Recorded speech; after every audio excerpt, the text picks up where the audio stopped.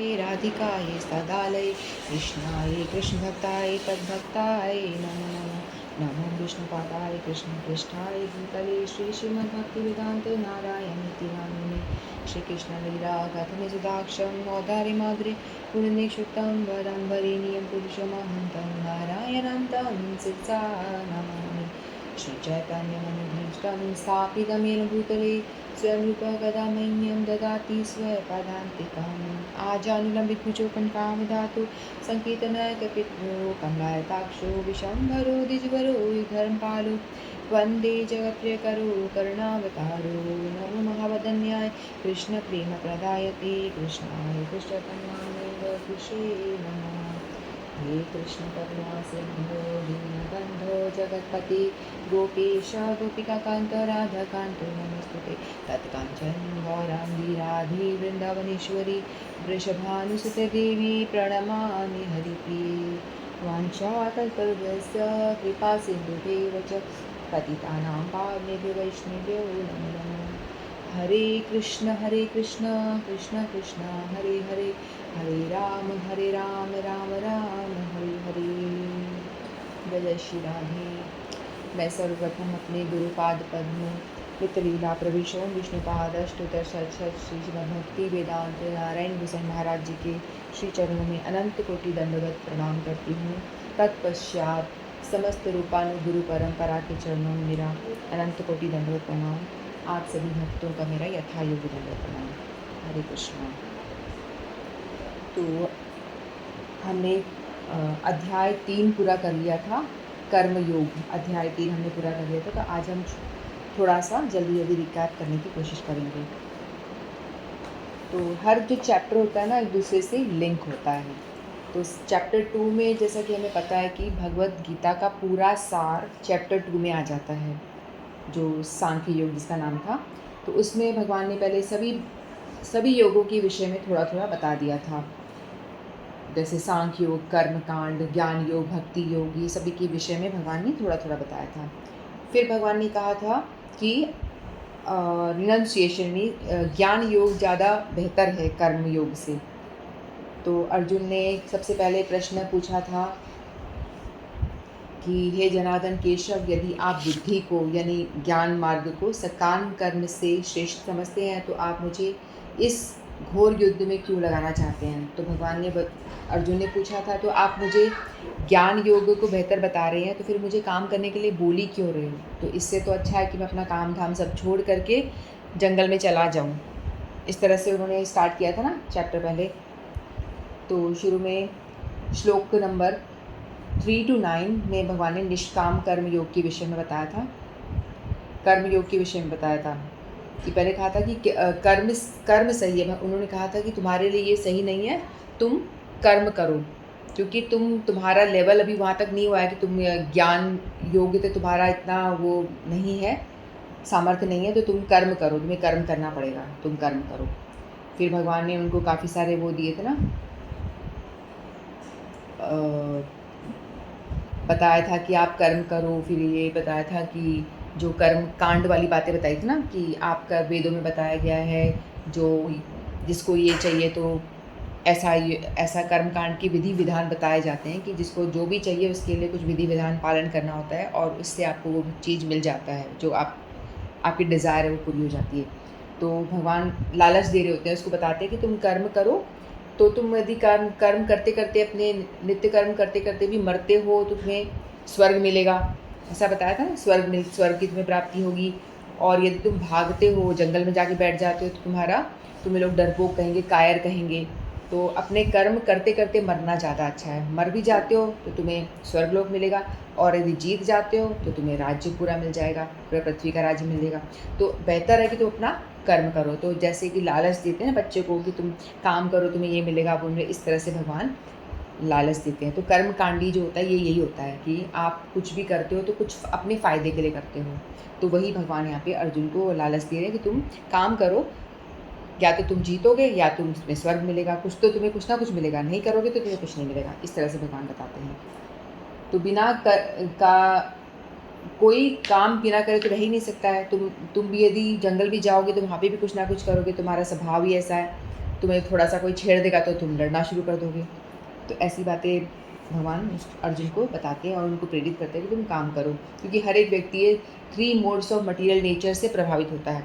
क्योंकि हमने बताया था ना 3 तरह के गुण होते हैं, सात्विक, तामसिक और राजसिक। सभी लोगों के ऊपर वो काम लागू होते हैं जो अपने अपने नेचर के हिसाब से कार्य करते हैं। तो अर्जुन क्षत्रिय है तो उसका राजसिक नेचर है।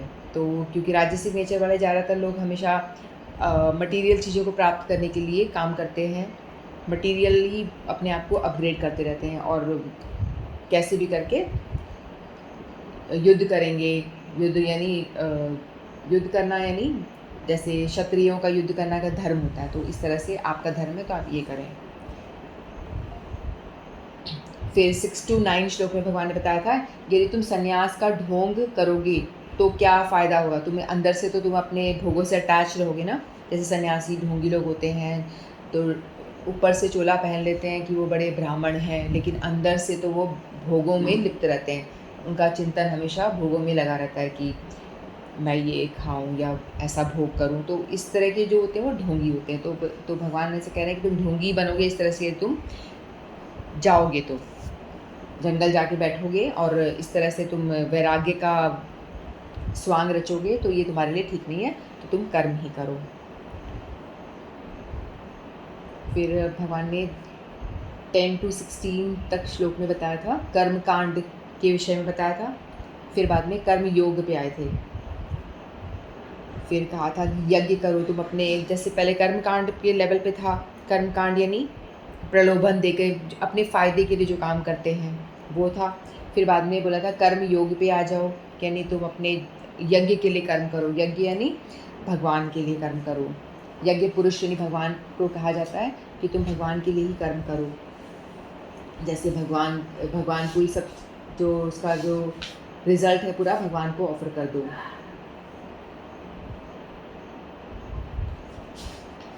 फिर जैसे 12 श्लोक में भगवान ने बताया था, इष्टान भोगानि हि वो देवा दास्यन्ते यज्ञ भाविता तदैतान् प्रदायेभ्यो ये भुङ्क्ते स्तेन एव स। तो जीवन की विभिन्न आवश्यकताओं की पूर्ति करने वाले विभिन्न देवताओं तथा संपन्न होने वाले प्रसन्न होकर तुम्हारी सारी आवश्यकताओं की पूर्ति करेंगे, क्योंकि जो इन उपहारों को देवताओं को अर्पित करे बिना भोगता है वह निश्चित रूप से चोर है।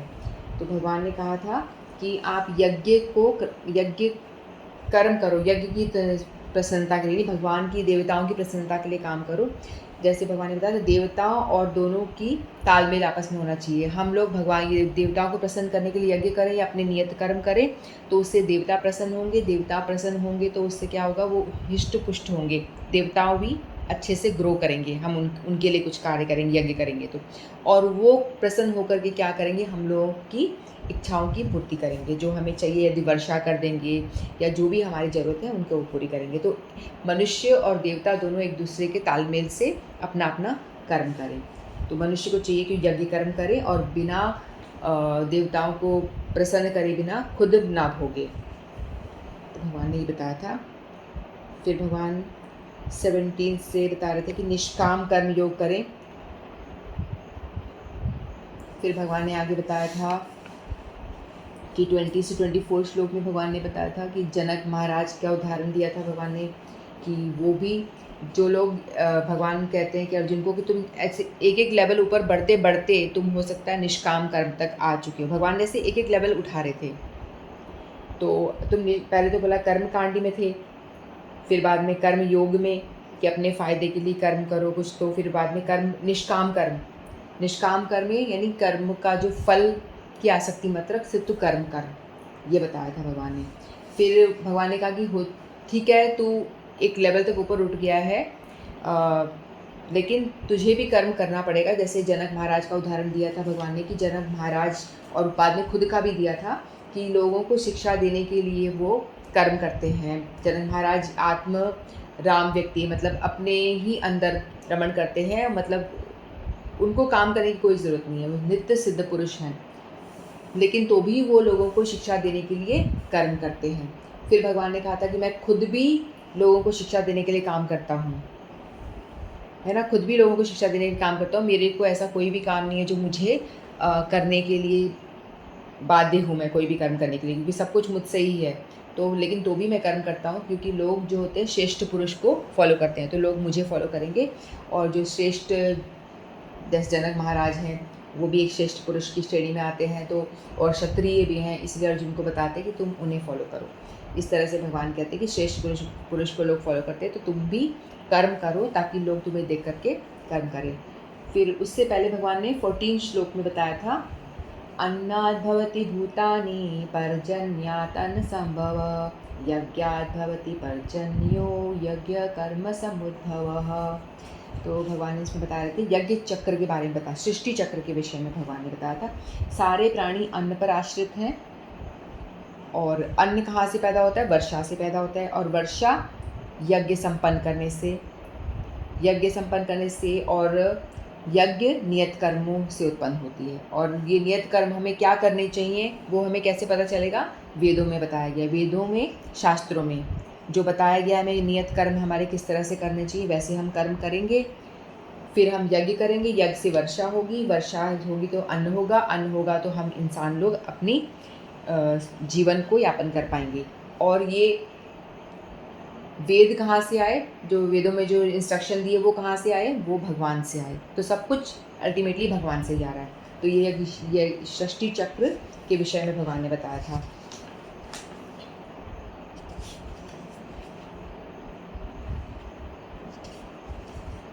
फिर भगवान ने ये बताया था, खुद के बारे में बताया था कि मैं भी कर्म करता हूँ, तो तुम्हें भी कर्म करना चाहिए। फिर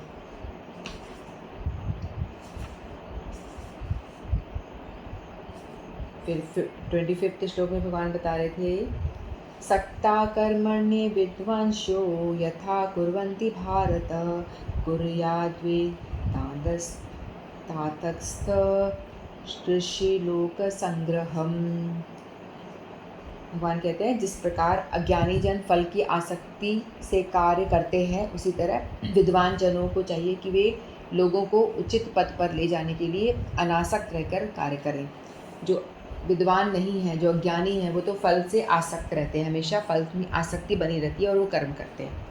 लेकिन जो विद्वान होते हैं अनासक्त होकर कार्य करते हैं, यानी निष्काम भाव से कर्म करते हैं। तो भगवान कह रहे हैं कि तुम भी निष्काम होकर के कर्म करो। इस तरह से भगवान अर्जुन को एक एक स्टेप आगे बढ़ाते जाते हैं।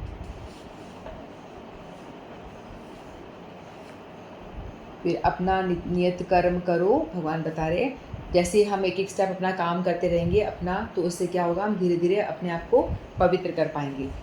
क्योंकि किसी और का कर्म करना श्रेष्ठ कर नहीं है, दूसरों का काम करोगे तो वो तुम्हारे लिए ठीक नहीं है। अपना खुद का काम चाहे वो अविधि पूर्वक ठीक से भी ना हो तो भी वो अच्छा है, और यदि वो काम करते करते आप मर भी जाते हो तो भी श्रेष्ठ है, भगवान ने बताया था। फिर भगवान ने बताया 36 श्लोक में भगवान बता रहे थे, अर्जुन ने पूछा था, हे वृष्णिवंशी, मनुष्य ना चाहते हुए पाप कर्मों के लिए प्रेरित क्यों होता है? ऐसा लगता है कि उसे बलपूर्वक उसे लगाया जा रहा है। तो भगवान ने क्या जवाब दिया था इसका? भगवान ने बताया था, काम एष क्रोध एष रजोगुण समुद्भव, महाशनो महापापमा विद्येन में वैरिणम। तो भगवान ने कहा था कि हम लोग जो भी पाप कर्म करते हैं उसका रीज़न क्या है? हे अर्जुन, इसका कारण रजोगुण से संपर्क में उत्पन्न काम है। जिसमें काम यानी कामनाएं ज़्यादा होती हैं, वो रजोगुणी व्यक्ति कहलाता है। जो उसके अंदर बहुत ज़्यादा कामनाएं होती हैं, मुझे ये चाहिए वो चाहिए, डिज़ायर बहुत ज़्यादा होते हैं उनके अंदर, और लस्ट बहुत होता है, वो व्यक्ति रजोगुणी होता है। तो रजोगुण के संपर्क में आने से काम उत्पन्न होता है, और बाद में वो क्रोध का रूप धारण करती है। यदि आपकी काम पूरा नहीं होता, जो आपकी कामनाएं हैं, डिज़ायर्स यदि पूरी नहीं होती हैं, तो आपको क्रोध आता है, गुस्सा आता है। तो इस संसार का सर्वभक्षी पापी शत्रु वही है। तो आपका एनिमी, इटर्नल एनिमी, सबसे बड़ा आपका दुश्मन कौन है? काम है। यानी आपकी डिज़ायर्स हैं, कामनाएं, वो आपका सबसे बड़ा दुश्मन है। फिर भगवान ने बताया था डिग्री ऑफ लस्ट के विषय में बताया था, काम का जो अलग अलग जो लेवल है उसके बारे में बताया था भगवान ने। जैसे कि दर्पण आग धुएं से आच्छादित रहता है, फिर दर्पण धूल से, कम लस्ट होता है जो आग धुएं से होता है। तो थोड़ा सा ये जो हम लोग भक्ति का प्रोसेस कर रहे होते हैं तो हम लोग आग धुएं से है। ये थोड़ा अगर ज़्यादा हम साधु संग करेंगे या हरि नाम करेंगे, भक्ति के प्रोसेस में लगेंगे तो क्या होगा, उससे हमारा धुआं जो है हट जाएगा और हम अच्छे से अग्नि प्रज्वलित होगी, यानी भक्ति की अग्नि प्रज्वलित हो सकती है। फिर भगवान ने बताया था कि दर्पण के ऊपर जो धूल लगी होती है उसमें हम दर्पण की बहुत हल्का फुल्का, अगर हम अपना शक्ल देखना चाहेंगे तो हमें बहुत गंदा, हल्का हल्का धुंधला दिखाई देगा, तो वो थोड़ा सा और गाढ़ा लस्ट हो जाएगा, लस्ट की लेयर है तो उसमें और ज़्यादा आपको काम करना पड़ेगा। फिर उसके बाद में बताया था जो गर्भाशय में बच्चा है जो आच्छादित है गर्भाशय से, तो उसमें तो कुछ भी नज़र नहीं आता। जो बाकी जो जीव, जो कुछ लोग ऐसे होते हैं ना जो पशुवत जीवन अपना जी रहे होते हैं, जिन्हें कुछ पता ही नहीं होता, तो वो आते हैं इस लेवल में, जो गर्भाशय के ऊपर जो है उनको कुछ लेना देना नहीं है, बस अपने जो जी में आ रहा है जैसे जीना है, यानी पशुओं की तरह जी रहे हैं, खा रहे हैं, जो मन में आ रहा है वो कर रहे हैं। तो उनका कंपैरिजन भगवान ने जो बहुत ही गाढ़ा लस्ट है उससे करा भगवान ने। फिर 41 श्लोक में क्या बताया है, तस्मात् तत्र इन्द्रियाण्यार्धो नियम्य भद्रशभा पापमानं प्रजहीयेनं ज्ञान विज्ञान नाशनम। तो भगवान कहते हैं इसलिए हे भरतवंशियों में श्रेष्ठ अर्जुन, प्रारंभ में ही इंद्रियों को वश में करके इस पाप के महान प्रतीक काम का दमन करो और ज्ञान और आत्म साक्षात्कार के इस विनाशकर्ता का वध करो।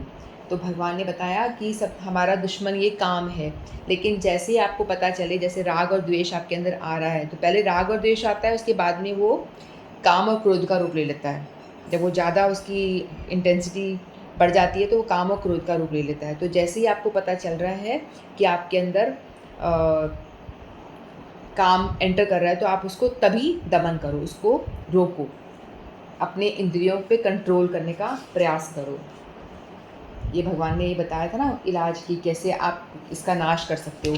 फिर अर्जुन ने ये पूछा था कि ये कहाँ रहते हैं, इनका वास कहाँ है, जो शत्रु है वो रहता कहाँ पे है। तो भगवान ने बताया था ये इंद्रियों में, मन में और बुद्धि में वास करता है।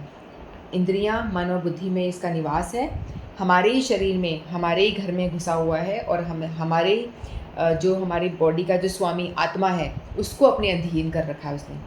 जैसे मालिक है, मालिक को उसने नौकर बना रखा है, मालिक को अपनी उंगली पे नचा रहा है, जो नौकर है अपनी मालिक को अपनी उंगली पे नचा रहा है, जैसा वो कह रहा है तो मालिक बेचारा हाँ हाँ करते रहता है। उसी तरह से हमारी बॉडी में ये इंद्रियां, मन और बुद्धि में ये काम जो है, कामनाएं, हमारी लस्ट जो है वहाँ वास करते हैं और हमें, हमारी आत्मा को उन्होंने परास्त कर रखा है और उनको नचा रहा है। तो भगवान कहते हैं कि हमें चाहिए कि आप अपने आत्मा को बल दें। लास्ट श्लोक में भगवान 43 श्लोक में भगवान कहते हैं कि हमें अपनी आत्मा को बल प्रदान करना पड़ेगा, जिससे कि हम इसको, इस इटर्नल जो हमारा दुश्मन शत्रु है इसका नाश किया जा सके। कैसे नाश करें, तो हमें भक्ति के अंगों का पालन करना पड़ेगा। यदि हम भक्ति में लग जाते हैं तो धीरे धीरे, क्योंकि हमारी सारी इंद्रियां, मन, बुद्धि, सब कुछ धीरे धीरे हम भगवान में लगा देंगे, तो उससे क्या होगा, हमारी आत्मा को बल मिलेगा और आत्मा हमारा जो इस बॉडी का स्वामी है उसको समझ में आएगा कि भाई मैं बॉस हूँ, ये सब क्या मुझे नचा रहे हैं, तो धीरे धीरे वो उनको कंट्रोल में करेगा। फिर बुद्धि स्ट्रांग हो जाएगी, बुद्धि फिर उनको गाइड करेगी अच्छी तरह से, फिर इंद्रियों को, मन को गाइड करेगी और मन जो है इंद्रियों को वश में रखेगा। फिर हमारे जो इंद्रिय रूपी जो घोड़े हैं वो सही दिशा में चलेंगे, वो इधर उधर नहीं भागेंगे। तो इस चैप्टर में हमने ये पढ़ा कि किस तरह से कर्म कांड के विषय में बताया, किस तरह से हमारा कर्म का लेवल होता है एक, और कैसे हमें उसको ओवरटेक करना है, कैसे हम उसको ओवरकम कर सकते हैं भक्ति के प्रोसेस से। तो इस चैप्टर के हम धीरे से, मतलब ठीक से समझने के लिए योगा लेटर, एक योगा लेटर होता है, योगा लेटर यानी सीढ़ी, किस तरह से हम स्टेप बाय स्टेप भक्ति में प्रोग्रेस करते हैं, तो उससे हम अपने आप को जज कर सकते हैं कि हम, हमारा लेवल क्या है। सबसे पहले क्या होता है, कर्म कांड होता है। कर्म कांड, जैसे अर्जुन को भी भगवान ने बताया था ना कि आप कर्म कांड करो, आप करोगे तो आपको स्वर्ग का वो मिलेगा, प्रलोभन दिया था। जो कर्मकांडी व्यक्ति होती हैं वो लोग क्या करते हैं, रेगुलेटेड सेंस ग्रेटिफिकेशन करते हैं, यानी सेंस ग्रेटिफिकेशन करना है लेकिन उसको रेगुलेटेड वे में, यानी हस्बैंड वाइफ का रिलेशन इधर उधर नहीं, इस तरह से।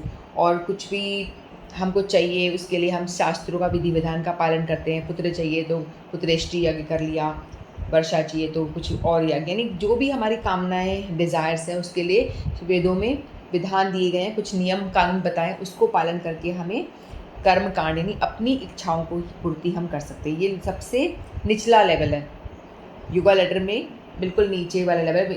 बल्कि योग क्या होता है? भगवान से अपने आप को मिलाना, आत्मा का परमात्मा से मिलना को योग कहलाता है। तो योगा यानी भगवान से मिलना। एक योगा ये होता है अष्टांग योगा जो रामदेव सिखाते हैं, सांसों को अंदर बाहर करना, आसन लगाना, ये योगा का एक छोटा सा पार्ट है। लेकिन योग का मतलब होता है भगवान से जुड़ना। तो अलग अलग योग के माध्यम से भगवान से जुड़ने का जो प्रयास करते हैं तो उसे कहते हैं योग। तो कर्म कांड एक तरह से भगवान से जुड़ने का इसमें कुछ ज़्यादा है नहीं, क्योंकि आप व्यक्ति सिर्फ अपने डिज़ायर पूरी करने के लिए कर रहा है, जो कर रहा है अपनी कामनाओं की पूर्ति के लिए कर रहा होता है। फिर उसके बाद में जब ये कामनाओं की पूर्ति करते करते उसको लगता है कि भाई थक गया, कुछ आनंद नहीं मिल रहा, कुछ आत्मा को शांति भी नहीं मिल रही है, ये डिज़ायर फिर वो डिज़ायर, कामनाएं तो उत्पन्न होती रहती हैं, ये इन्हें कब तक पूरा करूं, फिर बोलता है शांति नहीं मिल रही मन में। तो वो एक लेवल ऊपर उठना चाहता है कि फिर वो करते करते अपने भगवान से ये विधि विधान का पालन करते करते एक लेवल ऊपर आता है। उसके बाद में वो कर्म योग की तरफ आता है। कर्म योग का मतलब होता है जिसमें दो तरह के कर्म होते हैं, एक सकाम कर्म और एक निष्काम कर्म। सकाम कर्म जो अपनी कामनाओं के साथ में हम जो करते हैं, हमारी डिज़ायर होती हैं लेकिन हम उसको पूरा करते हैं, लेकिन शास्त्रों के विधि विधान के हिसाब से। और निष्काम कर्म होता है जिसमें कि हम फल की इच्छा नहीं करते, बस अपनी ड्यूटी बाउंड अपना काम करते हैं। हमें ये काम करना है तो हम करेंगे, बस हमें इसका फल क्या मिलेगा, जो मिले मिले, मैं अपना 100% देने वाला हूँ। तो अपना हम उसमें अपना 100% देते हैं, जो भी रिज़ल्ट आए, अच्छा आए बुरा आए, उससे हमें कुछ मतलब नहीं है।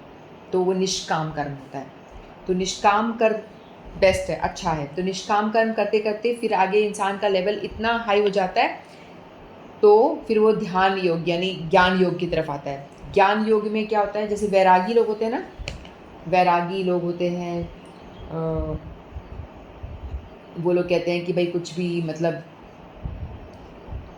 ग्रंथ अध्ययन करते हैं, जंगल में जा कर के भगवान को प्राप्त करने का कोशिश करते हैं कि भगवान परमात्मा क्या है उसको जानने का उनके अंदर वो होता है, ब्रह्म के बारे में वो जानना चाहते हैं, ब्रह्म ब्रह्म ब्रह्मेति, ऐसे वो करते हैं ना कि भगवान क्या है, ब्रह्म ज्योति है, इस तरह से। और वो अपने बलबूते पे ग्रंथों का अध्ययन करते हैं जो उन्हें समझ में आता है, और फिर जाकर के जंगल में जाके सन्यासी जैसे होते हैं, ढोंगी कह लो, जैसे सन्यासी टाइप, वो अपने आप से प्रयास करते हैं। लोग मतलब वो कर नहीं पाते, ठीक से करने का प्रयास करते हैं, लेकिन अच्छा है वो भी। लेकिन ये अलग अलग रास्ते हैं। कुछ लोग होते हैं ना वैरागी, बचपन से ही वैरागी होते हैं, उनको कुछ कामना कुछ करने का मन नहीं करता, अटैचमेंट नहीं होता संसार से ज़्यादा, तो वो वैरागी होते हैं, तो उनके लिए ज्ञान मार्ग होता है, तो वो ज्ञान मार्ग में चल सकते हैं। तो ये अलग अलग मार्ग हैं जिससे कि हम जाकर के भगवान को प्राप्त कर सकते हैं। कुछ लोग ज्ञान मार्ग पे चलते हैं, कुछ लोग कर्म कांड पे कर्म योग पे चलते हैं, कर्मों के थ्रू भगवान को पाना चाहते हैं। फिर कुछ लोग होते हैं भक्ति मार्ग पे चलते हैं। तो हम सभी लोग ऐसे कर्म योग में आते हैं, निष्काम कर्म करना, जैसे कांटे को कांटे से निकालना, क्योंकि कर्म करे बिना तो कोई रह नहीं सकता। हम ज्ञान मार्ग पे चलने की हमारी औकात नहीं है ना। तो हमें चाहिए कि हम लोग कर्म योग करें, कर्म योग करें, अपने कर्मों का निष्काम कर्म करें, भगवान जो भी उसका रिजल्ट है उसको पूरा भगवान को ऑफ़र कर दें, और सारा अपने काम को भी भगवान को ऑफ़र कर दें, इस तरह से हम करें। तो धीरे धीरे हम करते करते क्या होगा, फिर हम थोड़ा हमारा ज्ञान में बढ़ जाएगा। फिर ज्ञान के बाद में फिर अष्टांग योग आता है। अष्टांग योग में इंसान यम नियम आसन प्राणायाम ध्यान ये सब करता है, अपने आप को कंट्रोल, डूज़ एंड डोंट्स को फॉलो करता है, ये करना चाहिए ये नहीं करना चाहिए, फिर नियम करता है, फिर आसन करता है, फिर ध्यान लगाता है, फिर प्राणायाम, सांसों को अंदर बाहर, मुद्राएं यानी ऋषि वगैरह जो करते थे ये सब करता है। फिर बाद में वो ध्यान करता है। उसके बाद इतना सारा करने के बाद कहीं समाधि में उसके भगवान की थोड़ी सी छवि उसके अंदर दिखाई देती है, अपने अंतरात्मा में भगवान की कुछ छवि दिखाई देती है, तो इस तरह वो समाधि में आता है। लेकिन जैसे ऋषि वगैरह थे ना, जो हमारे जो वो गिर जाते थे, तो वो लोग ये सब अष्टांग योग का पालन करते थे। फिर अष्टांग मेनका आ जाती थी, वाल्मीकि ऋषि कर रहे हैं, वो अष्टांग योग कर रहे हैं, मेनका आ जाती है, तातैया करती है, और फिर वो सारा उनकी समाधि भंग हो जाती थी। इस तरह से सबसे बेटर है। फिर उसके बाद में आता है भक्ति योग। तो ये कोई ज़रूरी नहीं है कि हम ये सारे योगा लेडर का हम ये पालन करें। कर्मकांड के बाद भक्ति कर्म योग, फिर ध्यान, ये ज्ञान योग, फिर अष्टांग योग, उसके ऊपर सबसे ऊपर आता है भक्ति योग। तो भक्ति योग सबसे बेस्ट है, जिसके बारे में भगवान गीता में बताएंगे आगे। और जो इस भगवत गीता का निष्कर्ष ये है कि हम भक्ति योग करें, कर्म से कर्म को काटें, कांटे से कांटे को निकाल करके, क्योंकि कर्म को ही भगवान को ऑफर कर दिया, कर्म तो करना ही पड़ेगा, वही काम करती रहिए लेकिन सब कुछ भगवान को ऑफर करते हुए करें, तो आपका निष्काम कर्म हो जाएगा। फिर निष्काम कर्म करते करते आप भक्ति से जुड़ जाएंगी, तो भक्ति योग हो जाएगा। तो ये कोई ज़रूरी नहीं है कि हम एक एक स्टेप करें, कर्म कांड करना ज़रूरी नहीं है कि हमको कर्म कांड करना पड़े, कोई आवश्यकता नहीं है। जो कुछ लोग होते हैं ना, इंटेलिजेंट लोग होते हैं, वो लोग गुरु बना लेते हैं। तो गुरु क्या करते हैं, आपका हाथ पकड़ करके आपको फटाफट ऊपर ले जाते हैं। जैसे कि आप योगा लेडर फॉलो करेंगे तो आप सीढ़ी दर सीढ़ी चढ़ेंगे, तो आपको इस जन्म में आपने कुछ फॉलो करा, ज्ञान योग करा, फिर नेक्स्ट कई जन्मों तक आपने फिर अष्टांग योग तक पहुँचे। ऐसे आपको कई कई जन्मों तक आपको प्रैक्टिस करना पड़ेगा, तब जाके आप एक लेवल पे भक्ति योग पर आएंगे, तो बहुत टाइम लग जाएगा। तो अच्छा ये है, ये जो ज्ञानी लोग होते हैं ना, ज्ञानी लोग किसी का सहारा नहीं लेते, गुरु धारण नहीं करते, अपने आप से प्रयास करते रहते, तो वो कर नहीं पाते। तो हम जैसे जो लोग होते हैं, जो हम सभी भक्ति को फॉलो कर रहे हैं, इसीलिए हम भगवत गीता पढ़ रहे हैं, तो हम सभी हम भक्ति योग में ही हैं, क्योंकि हम लोग भक्ति को फॉलो कर रहे हैं, भगवत गीता का अध्ययन कर रहे हैं। तो हम लोग गुरु का आश्रय लेते हैं। तो गुरु क्या करता है, जैसे हमारे हाथ पकड़ के हमको आगे ले लेता है। जैसे एक गाड़ी, ट्रक चल रहा है, ट्रक के पीछे आपने एक स्कूटी ख़राब हो गई, उसको आपने बांध दिया, ऐसा होता है ना, कई दफ़ा बांध करके ले जाते हैं, तो वो उसको खींच के ले जाता है आगे। उसी तरह से हमारा जो हम कर्मकांडी जैसे ही है, हमारा लेवल बहुत नीचे है, लेकिन हमने यदि गुरु को पकड़ लिया, गुरु ने हमारा हाथ पकड़ लिया, तो वो स्पीड में ले जाएगा हमको पकड़ करके। जैसे स्कूटी बांधी हुई है, वो चल रहा है आगे, उस तरह से। तो ये ठीक उसी तरह से हमको किसी ऊँची मीनार को स्टेप करके आप चढ़ें, तो उस लेवल को आपको करने की कोई आवश्यकता नहीं, आप सीधे से लिफ्ट में बैठे ड्र करके फटाफट आप ऊपर तक टॉप पे पहुंच जाएंगे। तो सबसे बेस्ट है कि आप भक्ति योग का पालन करें। यानी भक्ति योग का पालन करने के लिए आपको नवदा भक्ति का पालन करना पड़ता है। तो नवदा भक्ति क्या है, वीणा बताएगी। हरे कृष्णा, वीणा नवदा भक्ति के आप अंग बताएंगे प्लीज़, अगर वीणा जी सुन रही हैं। वीणा, नवदा भक्ति के अंग बताओ। हाँ, श्रवणम, हाँ,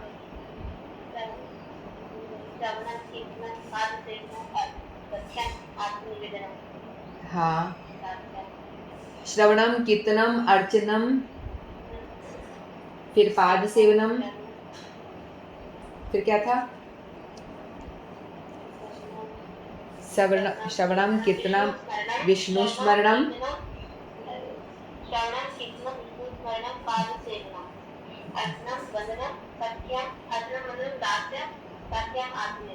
हाँ, वंदनम, दास्यम, देन आत्मनिवेदन। Good, very good. श्रवणम, कीर्तनम, अर्चनम, पाद सेवनम, विष्णु स्मरणम, वंदनम, दास्यम,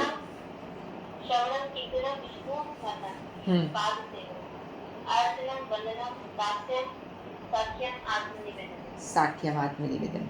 तो ये सारे नवदा भक्ति हैं जो प्रहलाद महाराज ने श्रीमद् भागवत में बताया है। तो प्रहलाद महाराज ने भक्ति की थी ना, तो उन्होंने ये बताया था कि ये भक्ति के अंग हैं, इनमें से कोई एक को भी फॉलो करके आप आगे बढ़ सकते हैं, सारे भी कर सकते हैं। श्रवण करना, जो हम अभी कर रहे हैं, सुनना, कथाओं को सुनना, फिर सुन करके बोलना, अपने तक नहीं रखना।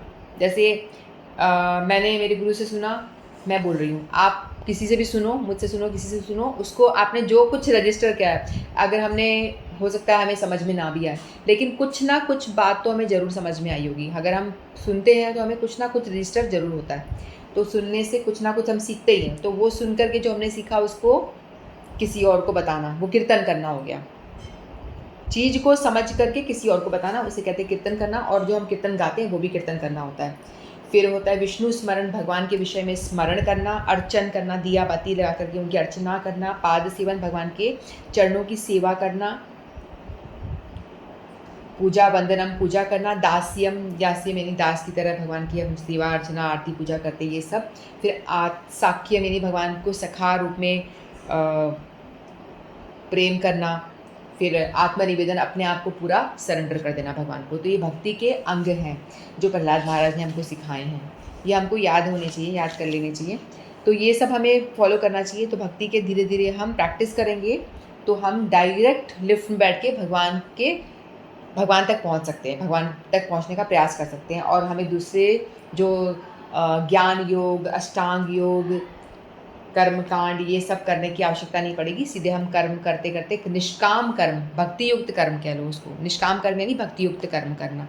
उसे करते-करते हम डायरेक्ट भगवान को पा सकते हैं, तो भक्ति योग बेस्ट है। तो ये हमने इस चैप्टर में सीखा, योगा लेडर के विषय में सीखा कि किस तरह से एक-एक लेवल भगवान ने भी अर्जुन को ऐसे ही किया था ना, पहले कर्म कांड से फिर बाद में उनको कहा था अभी कर्म योग करना यानी आप उसमें क्या होता है व्यक्ति काम तो करता है लेकिन उसका काम से अटैचमेंट रहता है, काम के फल से इतना अटैचमेंट काम के फल से अटैचमेंट रहता है लेकिन उसमें से कुछ वो अपने भगवान को ऑफर कर जैसे कोई व्यक्ति कुछ सैलरी उसको मिली है तो उसने क्या करेगा उसमें से अपना लाइफस्टाइल को चेंज नहीं करेगा वो जैसे जी रहा है लहसुन प्याज खा रहा है तो वो वैसे ही खाएगा जो जो अपने भोग कर रहा है वो वैसे ही करेगा लेकिन जितना उसने कमाया उसमें से कुछ हिस्सा वो मंदिर में डोनेट कर देगा यानी अच्छे काम में लगा देगा तो ये कर्म योग होता है सकाम कर्म योग होता है जिसमें कि वो काम से जुड़ा हुआ है उसका काम में पूरी आसक्ति है अपने कर्म वो चेंज नहीं करेगा लेकिन कुछ हिस्सा भगवान को दे देगा दान दे देगा ऐसा करते करते भगवान धीरे धीरे वो फिर वो एक निष्काम कर्म पे आ जाता है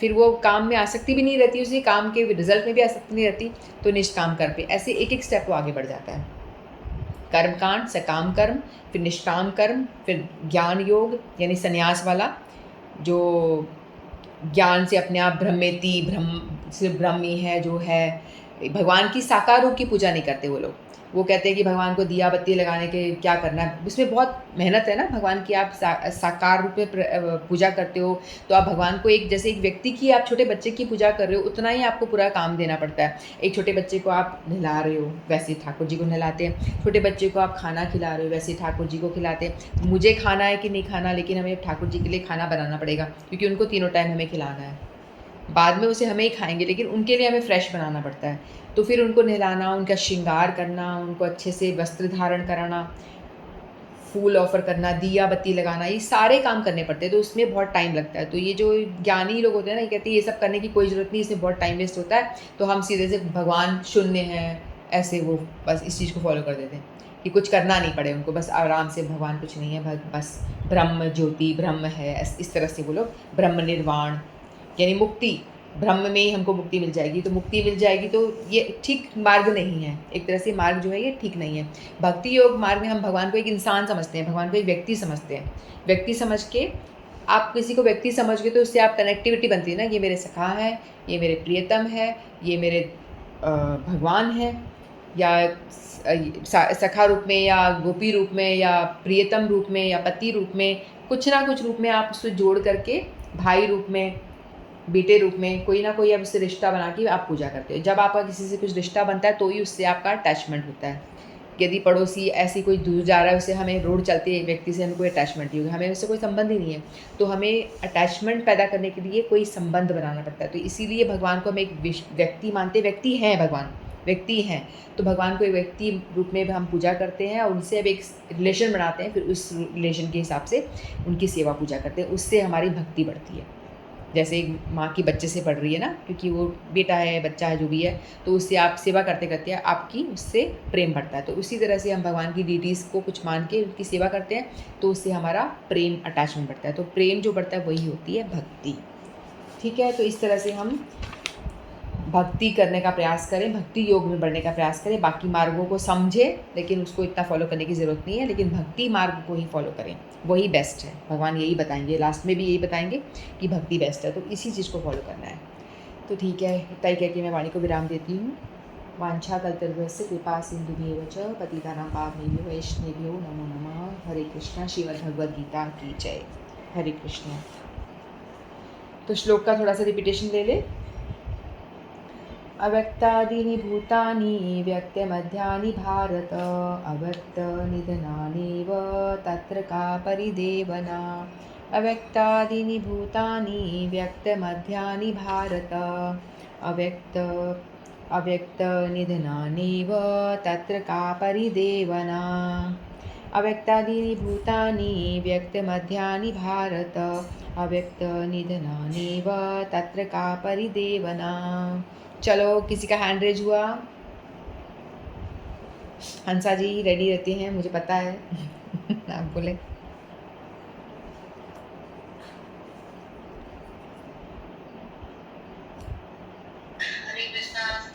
हरे कृष्णा। अव्यक्तादीनि भूतानि व्यक्तिमत्यानि भारत अव्यक्तनिधनानेव तत्र का परिदेवना। अव्यक्तादीनि भूतानि व्यक्तिमत्यानि भारत अव्यक्तानिधनानेव तत्र का परिदेवना। अव्यक्तादीनि अव्यक्तादीनि भूतानि भूतानि व्यक्तिमत्यानि भारत अव्यक्तनिधनानेव तत्र का परिदेवना। अव्यक्तादीनि भूतानि व्यक्तिमत्यानि भारत अव्यक्तनिधनानेव तत्र का परिदेवना। अव्यक्तादीनि भूतानि व्यक्तिमत्यानि भारत अव्यक्तनिधनानेव तत्र का परिदेवना। हरे कृष्णा। हरे कृष्णा। और कौन बोलेगा? कोई प्रयास करेगा? कोई और बोलने का प्रयास करेगा? देख के पढ़ सकते हैं, कोशिश करनी चाहिए हमें।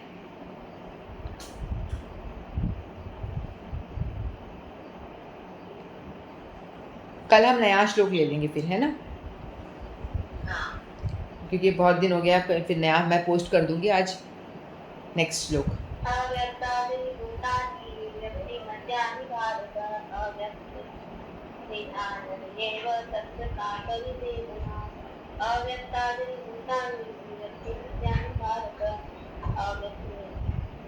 निधनानेव अव्यक्तानि भूतानि व्यक्तिमत्यानि भारत अव्यक्तानिधनानेव तत्र भूतानि व्यक्तिमत्यानि भारत अव्यक्तानिधनानेव तत्र का परिदेवना। व्यक्तिमत्यानि भारत अव्यक्त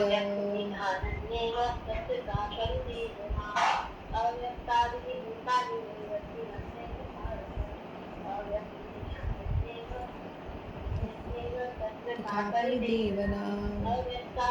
भूतानि व्यक्तिमत्यानि भारत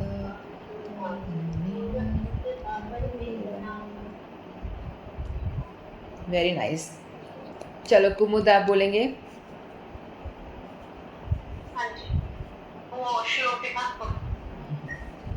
अव्यक्तादीनि भूतानि व्यक्तिमत्यानि भारत अव्यक्तनिधनानेव तत्र का परिदेवना। अव्यक्तादीनि भूतानि व्यक्तिमत्यानि भारत अव्यक्तनिधनानेव का परिदेवना। अव्यक्तानि भूतानि व्यक्तिमत्यानि भारत अव्यक्तनिधनानेव तत्र का परिदेवना।